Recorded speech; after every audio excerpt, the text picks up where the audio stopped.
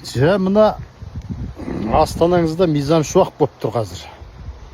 Мизам шуақ деген қандай нәрсе десеңіздер,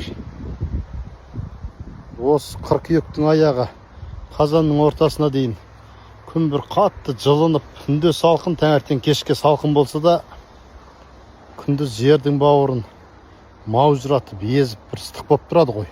Соны мизам шуақ деп айтады. Енді атауына қатысты мизам деген сөз талдау керек.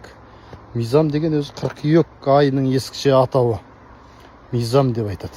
Бірінші. Екінші, мына шөптердің бетіне осы күз кезінде өрмекшінің торы сияқтанып, бір ақ жіңішке тор сілбілер пайда болады. Соны тағы мизам деп айтады. Сондай ақ ескіше тоқ жұлдыз, тараз жұлдызын мизам деп айтады. Арабша, парсы тілдерінде мизам деген тараз мағынасын білдіреді. Абайда қолданады ғой. Ақыл мизам, өлшем қыл деп. Сондағы ақыл таразы деп отыр. Өлшем жаса деп. Сол мизамыңыз осы. Енді міне мизам шуақ болып жатыр. Кешікпей қаһарлы қыс келеді деп.